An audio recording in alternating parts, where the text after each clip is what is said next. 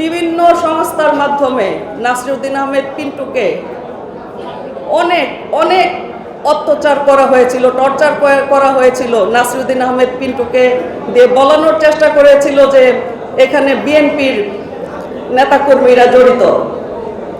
কিন্তু নাসিরউদ্দিন পিন্টু যখন এই রিমান্ড শেষ করে আদালত প্রাঙ্গণে এসেছিলেন, আপনারা দেখেছেন তার অবস্থা কি ছিল। অনেক ফুটেজ আছে যে কিভাবে তাকে রাত দিন, তখন তো আমার সাথে কোর্টে দেখা হয়েছিল, তখন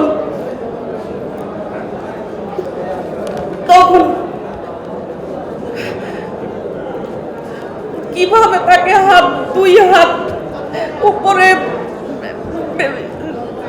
শিকল না কি দিয়ে বেঁধে রাখে, এখনকার যে বলে আয়না ঘর, তখনই নাসিরউদ্দিন আহমেদ পিন্টু এই আয়না ঘরেরই বলেন আর অনেক জায়গায় নাসিরউদ্দিন পিন্টুকে নেওয়া হয়েছিল এই বিএনপির মানুষদেরকে ফাঁসানোর জন্য।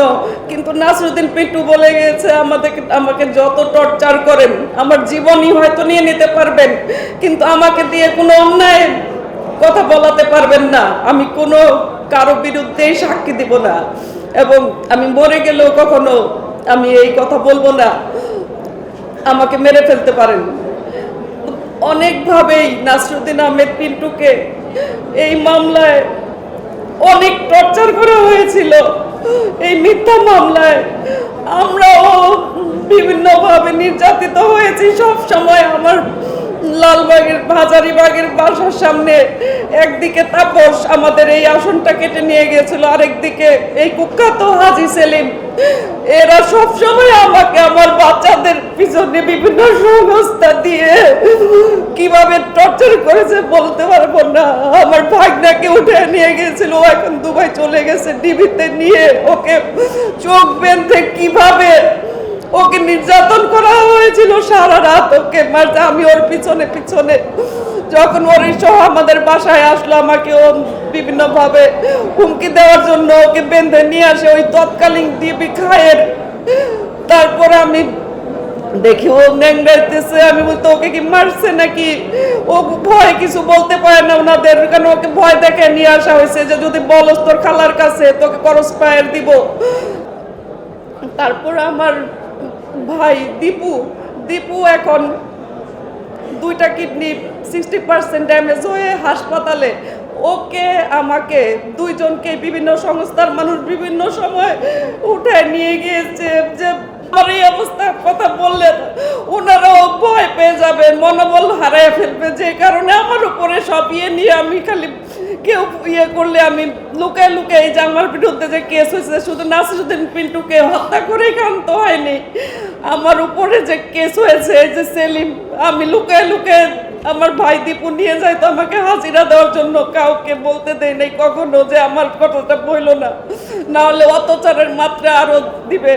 এই নাসিরউদ্দিন পিন্টুকে যখন এই মিথ্যা মামলায় হত্যা করা হয়, ওই দিন থেকেই আমি বলে আসছি যে আমার স্বামীকে হত্যা করা হয়েছে। তখনও তৎকালীন ওই স্বরাষ্ট্রমন্ত্রী কামাল ও বিভিন্নভাবে করেছে, পিন্টুর বউ কেন এটা বলতেছে যে হত্যা করেছে, কিন্তু এখন আপনারাই স্বাধীন তদন্ত কমিশন, আপনারাই দেখেছেন যে বিরোধী দলের হওয়ার কারণে নাসিরউদ্দিন পিন্টুর জনপ্রিয়তাকে তারা ভয় পেয়ে, এবং আরো যে আওয়ামী লীগের নেতা কর্মী যে ছিল ওইখানকার তাপস, হাজী সেলিম, এরা বলছে নাসিরউদ্দিন পিন্টুকে আটকে রাখো, একদিনের জন্য যেন বের না হয়। আওয়ামী লীগের সময় একদিনের জন্য নাসিরউদ্দিন পিন্টু বের হয়ে আসতে পারে নাই।